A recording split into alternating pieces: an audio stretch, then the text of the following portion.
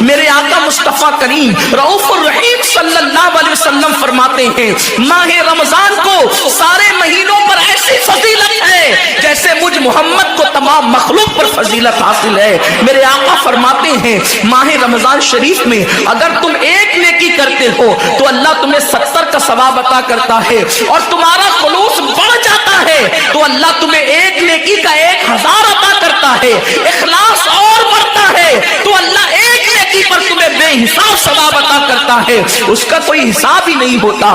آقا کریم رؤوف الرحیم صلی اللہ علیہ وسلم فرماتے ہیں یہ ماہ رمضان کیا ہے؟ اللہ کے محبوب مصطفیٰ کریم صلی اللہ علیہ وآلہ وسلم ماہ رمضان شریف کے روزوں کی اہمیت بیان کرتے ہوئے فرماتے ہیں کہ ماہ رمضان شریف کا ایک روزہ اگر کوئی چھوڑ دے اور پھر ساری زندگی اس کے بدلے میں روزہ رکھے تو ساری زندگی کے روزے اس ایک ماہ رمضان کے روزے کے برابر نہیں ہو سکتے۔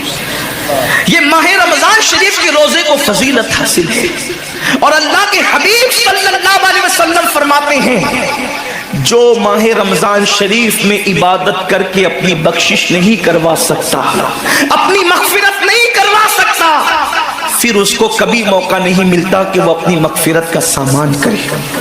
آقا کریم صلی اللہ علیہ وآلہ وسلم فرماتے ہیں کہ سال بھر تک ماہ رمضان شریف کے لیے جنت کو آراستہ کیا جاتا ہے، جنت کو سجایا جاتا ہے، جنت کو سنوارا جاتا ہے، اور آقا کریم صلی اللہ علیہ وسلم فرماتے ہیں بڑی بڑی آنکھ والی حوریں اللہ کی بارگاہ میں عرض کرتی ہے میرے کریم ہمیں ان کی دلہن بنانا جو ماہ رمضان شریف میں تیری عبادت کرتے ہیں، ہمیں ان کے نکاح میں دینا جو ماہ رمضان شریف کی راتوں کو جگ کر کے تجھے منانے کی کوشش کرتے ہیں۔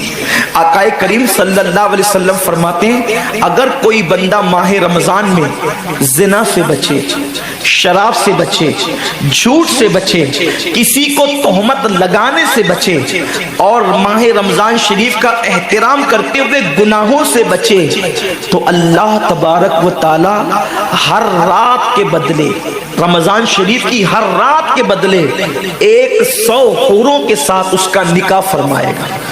یعنی 30 راتیں ہیں تو 100 حوروں کے ساتھ اس کا نکاح ہوگا۔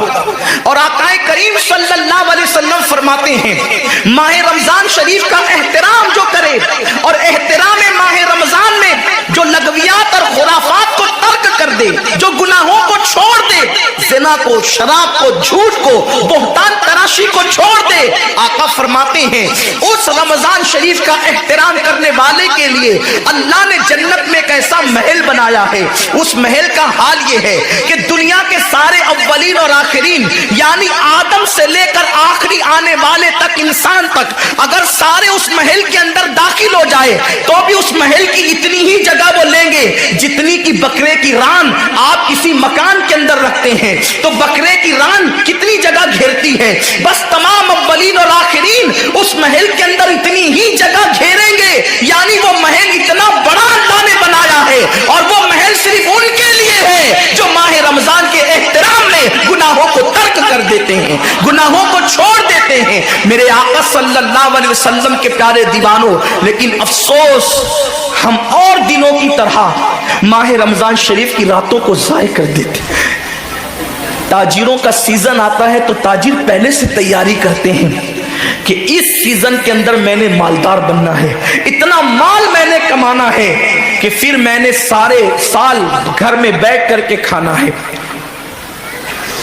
ٹیلر لوگ تیاری کرتے ہیں عید کے موقع پہ اتنی محنت کریں گے رات دن کہ سال بھر اگر کوئی کسٹمر نہ بھی آئے تو وہ گھر بیٹھ کے آرام سے کھا سکے۔ کپڑے والے سوچتے ہیں کہ سیزن آئے گا، جو بھی سیزن ان کا آتا ہے اتنا کمائیں گے کہ سال بھر بیٹھ کے کھائیں گے۔ لوگوں جیسے کپڑوں کا سیزن آتا ہے، ٹیلروں کا سیزن آتا ہے، پھلوں کا سیزن آتا ہے، ایک سیزن نیکیوں کا بھی آتا ہے، ایک سیزن مغفرت کا بھی آتا ہے، ایک سیزن جنتی بننے کا بھی آتا ہے، ایک سیزن اللہ کو راضی کرنے کا بھی آتا ہے۔ ارے یہ کیا کم ہے، میرے رسول سچے نبی صادق و مصدوق نبی نے فرمایا ماہ رمضان کی ہر رات اللہ پہلے آسمان پہ تجلی کرتا ہے اور اللہ اپنے بندے سے پکار پکار کر غروب آفتاب سے لے کر صبح صادق طلوع ہونے تک کہتا ہے میرے بندے اگر تو گنہگار ہے تو مجھ سے معافی طلب کرتا کہ میں تیری مغفرت کر دوں، میں تجھے جنت کا پروانہ عطا کر دوں، اگر تو غریب ہے تو مجھ سے دولت مانگتا کہ میں تجھے دولت عطا کر دوں، اگر تو نعمت سے محروم ہے تو نعمت مانگتا کہ میں تجھے نعمت عطا کر دوں۔ یہی وجہ تو ہے حضرات صحابہ کرام جب رمضان شریف آتا تو وہ ایسے تیاریاں کرتے تھے جیسے ہم اپنے گھروں کی شادیوں کی تیاری کرتے ہیں۔ صحابہ اتنے مصروف ہو جاتے رمضان شریف کی تیاریوں میں، اور کیسی تیاری کرتے، ہم بھی رمضان شریف کی تیاری کرتے ہیں۔ ہماری تیاری کیا ہے؟ سحری میں تری کے مسالے کو چاہیے، سحری کے اندر یہ چاہیے، سحری میں وہ چاہیے، افطار میں یہ چاہیے، افطار میں وہ چاہیے۔ مجھے اس سے کوئی جو ہے وہ شکوہ نہیں، میرے آقا نے اس سے منع نہیں کیا۔ حضور فرماتے ہیں کہ رمضان شریف میں گھر والوں کا دسترخوان وسیع کر دیا کرو، گھر والوں پہ زیادہ خرچ کیا کرو، اس لیے کہ جو گھر والوں پہ رمضان شریف میں خرچ کرتا ہے اللہ اس کو اپنی راہ میں خرچ کرنے کا ثواب عطا کرتا ہے۔ اور فاروق اعظم فرماتے ہیں جو رمضان شریف میں کشادگی کرے گھر والوں پر اللہ اسے جہاد میں خرچ کرنے کا ثواب عطا کرتا ہے۔ مجھے اس سے کوئی شکوہ نہیں، لیکن صحابہ کی تیاری کیا ہوتی تھی؟ جب رمضان شریف آتا صحابہ اپنے بستر کو باندھ دیا کرتے تھے۔ رمضان شریف آتا تو صحابہ بستر کو باندھ دیتے تھے۔ کیوں باندھ دیتے تھے بستر کو؟ اس لیے کہ اب سونا نہیں ہے، سونے کی راتیں 11 مہینے کی راتیں ہیں، اب غفلت میں زندگی نہیں گزارنا ہے بلکہ راتوں کو جگ کر دن کو جگ کر اللہ کی اتنی عبادت کرنا ہے کہ عبادت کا سیزن آ گیا۔ اس لیے کہ اللہ کے رسول فرماتے ہیں جس نے رمضان شریف پایا اور عبادت کر کے اللہ کو راضی نہیں کر لیا ایسا بندہ ہمیشہ اللہ کی رحمت سے دور کر دیا جائے۔ اس لیے صحابہ رمضان شریف کی تیاری کرتے تھے، بستر باندھ دیتے تھے، اور اپنا معمول کیا ہے؟ جو فجر میں سوئیں گے تو وہ عصر میں اٹھیں گے، رات بھر جاگیں گے کرکٹ کھیلتے ہوئے، رات بھر جاگیں گے گلیوں میں گھومتے ہوئے۔ میرے آقا صلی اللہ علیہ وسلم کے دیوانوں، بہت قیمتی وقت آ رہا ہے، بہت قیمتی مہینہ آ رہا ہے۔ یہ وہ مہینہ ہے جو جہنمیوں کو جنتی بناتا ہے۔ آقا کریم صلی اللہ علیہ وسلم فرماتے ہیں ہر افطار کے وقت اللہ 60,000 ایسے جہنمیوں کو جہنم سے آزاد کر کے جنتی بناتا ہے جن کا جہنمی ہونا واجب ہو گیا تھا۔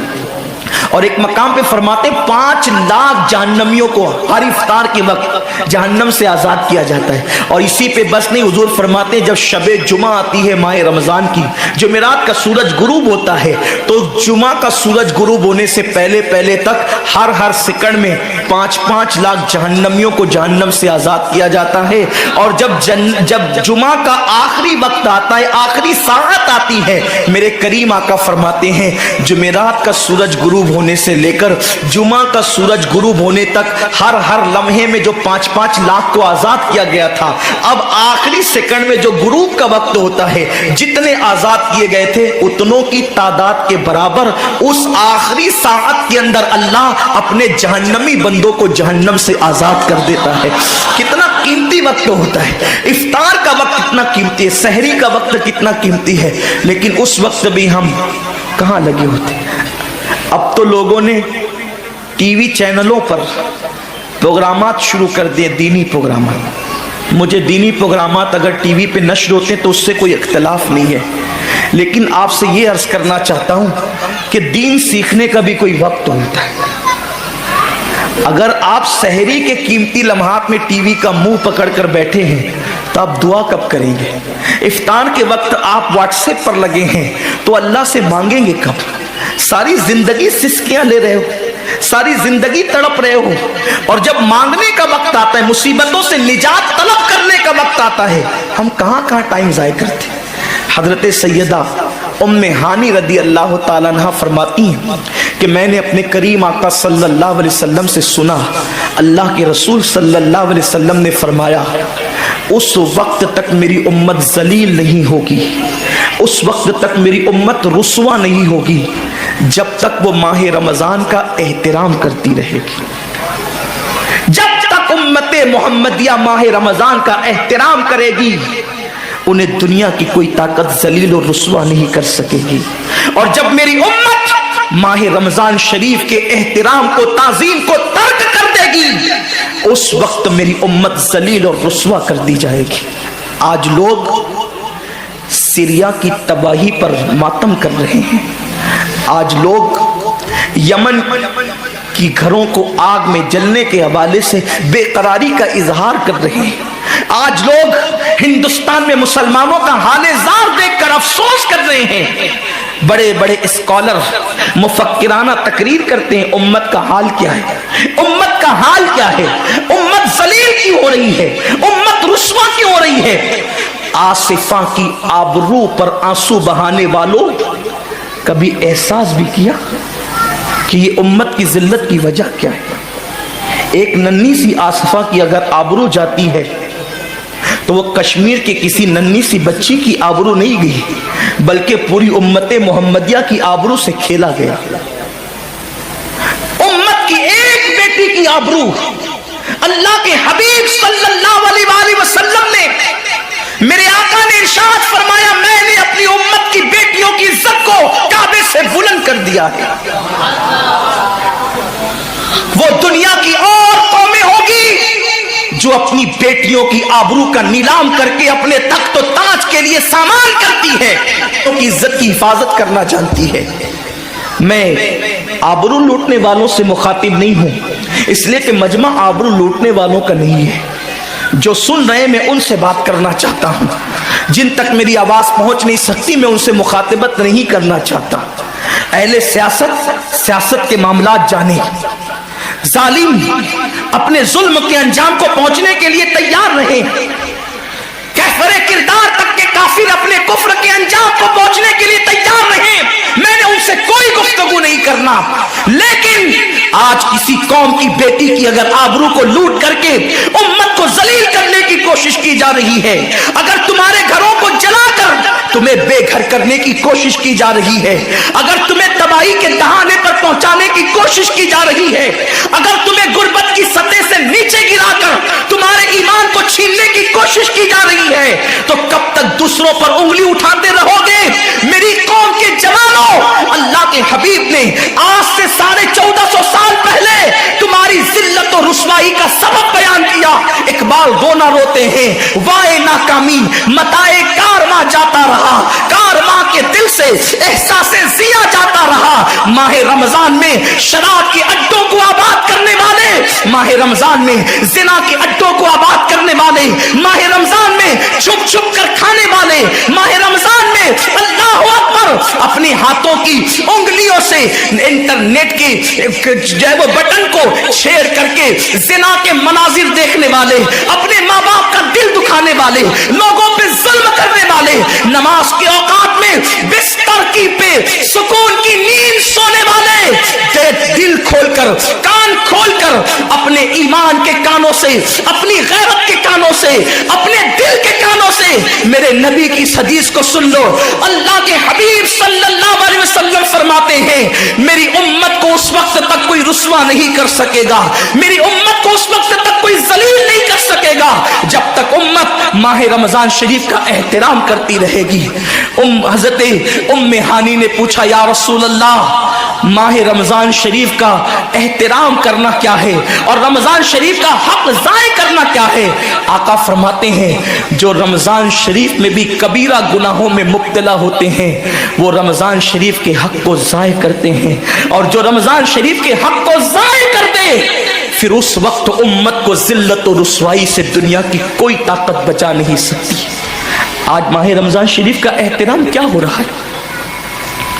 کل تک کے مسلمان اور دنوں میں گناہ کرتے تھے، لیکن رمضان شریف آتا تھا تو کم سے کم فلمیں لوگ دیکھنا بند کر دیتے تھے، داڑیاں مڈانا بند کر دیتے تھے، مسجدوں کو آباد کرنا شروع کر دیتے تھے۔ اب تو لوگ کس قدر بے باک ہو گئے، किस कदर निडर हो गए कि रमजान शरीफ में भी लोग अपने आप को गुनाहों से नहीं रोकते, बल्कि मेरी कौम का जवान बड़े धड़ल्ले से कहता है यार अपने से रोजा नहीं रखा जाता, इसलिए कि हमें तो गुटखे की आदत है, हमें तो पान की आदत है, हमें तो सिगरेट की आदत है। शर्म करो, शर्म करो। नबी के नाम पे जान कुर्बान करने की बात करने वालों, जो नबी के नाम पर 12-16 घंटे भूखे और प्यासे न रह सके, वो नबी के नाम पे जान क्या कुर्बान कर सकते। और जब से तुमने एहतराम रमजानुल मुबारक तर्क कर दिया, तुम्हारी आबरू को लोगों ने खेल बना लिया, और अब तो लोगों को एहसास से गुनाह भी नहीं रहा, एहसास से जुर्म भी नहीं रहा। गुनाह के साथ अगर एहसास से गुनाह इंसान की जिंदगी में है तो इंसान अपने आप को गुनाहों से बचा लेता है, लेकिन अब हमारे अंदर एहसास से गुनाह नहीं। अब तो हम गुनाह को हुनर समझते हैं, अब तो हम गुनाहों को फैशन समझते हैं। एहसास से गुनाह क्या है?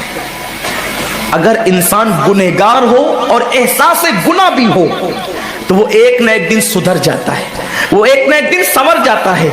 हमारे पास एहसास से गुनाह खत्म हो गया। आइए बताऊं एहसास से गुनाह कितनी कीमती चीज है। रमजान शरीफ में खा रहे हैं, पी रहे हैं, बल्कि मुसलमानों की होटलें बंद है तो गैर मुस्लिमों की होटलों में खा रहे हैं, छुप छुप कर घरों में खा रहे हैं। लोगों से छुप कर खाने वालों, जो तेरा कुछ नहीं बिगाड़ सकता तू उस इंसान से छुप करके खा रहा है। जो खुदा तुझे सजा देगा क्या तू उसकी निगाहों से भी छुप सकता है? और रोजे भी क्या रोजे रह गए, अब तो रोजे भी रस्म बन गए। जो रोजे रखते हैं रमजान शरीफ में, उनको रोजा रखने की आदत है, वो रोजे को इबादत नहीं समझते। जो रोजा आदत बन जाए वो निजात नहीं दिला सकता, जो रोजा इबादत बन जाए वो निजात दिला सकता। एक तो रोजे की आदत है और एक तो रोजा इबादत है। रोजा आदत और इबादत में फर्क क्या है? आदत ये सब ने रखा हम भी रख लें, ये आदत है। न रखेंगे तो क्या जवाब देंगे, ये आदत है। न रखेंगे तो लोग ताना देंगे, आदत है।